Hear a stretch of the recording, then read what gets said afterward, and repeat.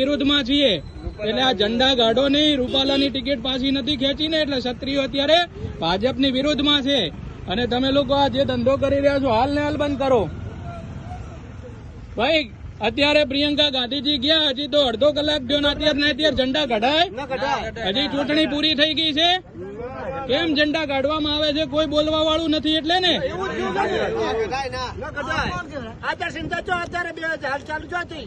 હું ઇલેક્શન કમિશનને દશરથસિંહ ચૌહાણ સવાલ પૂછવા માંગુ છું, નરેન્દ્ર મોદીજીને સવાલ પૂછવા માંગુ છું અને ગુજરાત રાજ્યના ઇલેક્શન કમિશનને સવાલ પૂછું છું કે પોલીસ મિત્રો સાથે રહી લોડર લઈ અને હાઈટ ઉપરથી જે ઝંડા લાગેલા હતા લાખણી મુકામે કેમ ઉતારે છે ભાઈ? અત્યારે ક્ષત્રિય સમાજ બધો રૂપાલાના વિરોધમાં છે અને એટલા માટે આ લોકોને એવું છે કે કોંગ્રેસ ક્યાંક જીતે છે, ગેનીબેન જીતે છે, હાર ભારી ગયા છે. બોલો બનાસની બેન, બનાસની બેન. એટલે અત્યારે આ ખોટી વાતો કરવાની, ઝંડા ઉતારવાનો સમય નથી.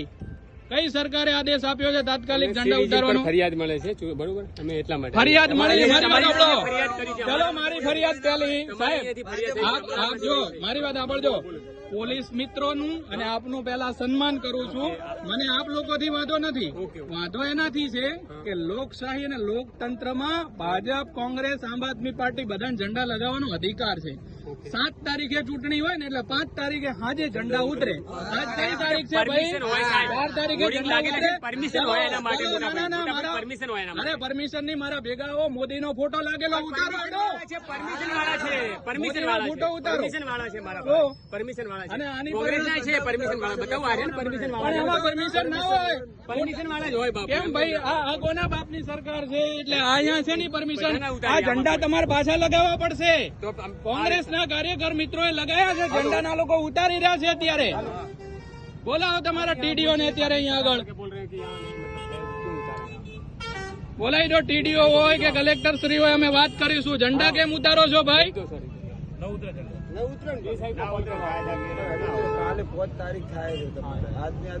તમારે ઝંડા ઉતારવા હોય તો તમે અમને લેખિતમાં. કાલના હેરાન કરે છે, 3 વાર લોટર લઈને આયા. કાલે પાછા મળ્યા, કાલ સોજી પાછા મળ્યા, બપોરે મળ્યા.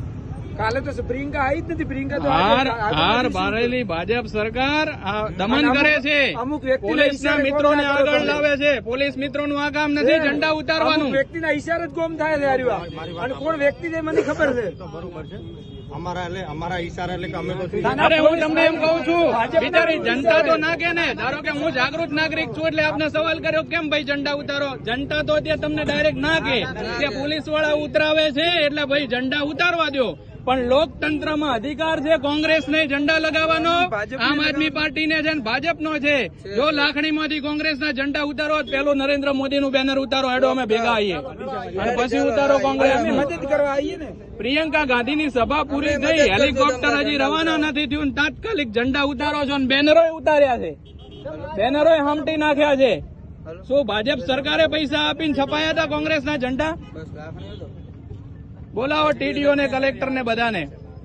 આ લોકોને કોઈ કહેવા વાળું નથી. હજી તો મિત્રો બધાને કહું 7 તારીખે ચૂંટણીમાં દમન કરશે, પણ વોટ કરતા પહેલા તમારું ધ્યાન રાખજો કે આવું દમન આપણે સહન નહીં કરીએ. કેમ ભાઈ? ઝંડા કોંગ્રેસના સન્નિષ્ઠ કાર્યકર મિત્રોએ કેટલી મહેનત થી લગાયા હશે. હમણાં બીજેપી નો ઝંડો કોઈ ઉતારશે, ઉતારવા દેશો તમે? હાલો ઉતારો કોંગ્રેસના કાર્યકરો ઝંડો. હમણાં એ જ પોલીસ વાળા દંડા લઈને પાછળ પડશે. અને જેમ કોંગ્રેસના ઝંડા ઉતારો.